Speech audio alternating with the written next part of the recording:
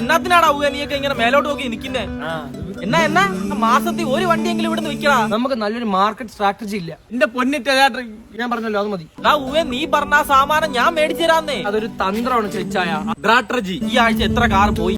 കൊണ്ടുപോയാണ്, പിന്നെ ശശിമാൻ കൊണ്ടുപോയത്. നമ്മള് ഷെഡിൽ തന്നെ കിടന്നു. എല്ലാ ഷെഡി ഉണ്ടല്ലോ. എന്റെ ത്രേസ്യാമ്മച്ചിയെ രണ്ട് കാറെങ്കിലും വിൽക്കടാ ഒന്ന്. ശശിമാൻ മരിച്ചപ്പോ അവിടെ നിന്ന് എടുത്ത കാറ്, പിന്നെ എവിടെ ആക്സിഡന്റ് പറ്റിയ കാറ്, ചൊറി പിടിച്ച കാറ് നമ്മളെ ഇരിക്കുന്ന പറഞ്ഞാൽ ആരും വരാത്ത. നമ്മൾ ഇനി കാർ എടുക്കുമ്പോ അത്ര പ്രൗഡിയോടെ കൊടുക്കണം. ഡോക്ടർ ഉപയോഗിച്ച കാർ, വക്കീൽ ഉപയോഗിച്ച കാർ, സ്റ്റിയറിംഗ് തിരിയാത്ത കാറ്, എഞ്ചിൻ അനങ്ങാത്ത കാറ്. വണ്ടി വിൽക്കാൻ നേരം ഇച്ചായനെ വിളി. ഇച്ചായൻ ഡോക്ടർ വേഷം കെട്ടി വരാം. ഇച്ചായന്റെ ഒരു ബുദ്ധി. ഹലോ ഇച്ചായ, ഒരാൾ വന്ന് കൊരുത്തിട്ടുണ്ട് കേട്ടോ, ഞാൻ പിടിച്ചു വെച്ചിട്ടുണ്ട്. പെട്ടെന്നോടി വാ. എവിടെ നമ്മളെ ആളെവിടെ മോനെ? അയ്യോ മുണ്ടെടുത്ത ഡോക്ടറാ. നമ്മള് മുണ്ടൂര് കുടുംബക്കാരാണ്. നമുക്ക് വണ്ടിയുടെ കാര്യങ്ങള് ഫുൾ ടൈം ആൾ ഇതിന്റെ അകത്തായിരുന്നു. ഹോസ്പിറ്റലിൽ പോണതിന്റെ അകത്ത്, ഇടയ്ക്ക് പേഷ്യൻസിനെ കൊണ്ടുപോണതിന്റെ അകത്ത്, എല്ലാം ഇതിന്റെ അകത്തായിരുന്നു. അയാളെ റൊമാൻസ് അതിന്റെ അകത്തായിരുന്നു. വണ്ടി കാണാം.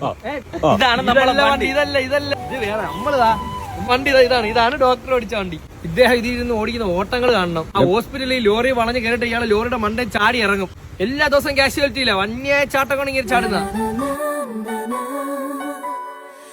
അതെ ഈ വക്കീൽ ഓടിച്ച സൈക്കിളിലുണ്ടോ എന്റെ കൊച്ചുമോന? ഉണ്ടോ? ഇല്ലെങ്കിൽ അത് പറഞ്ഞാ മതി.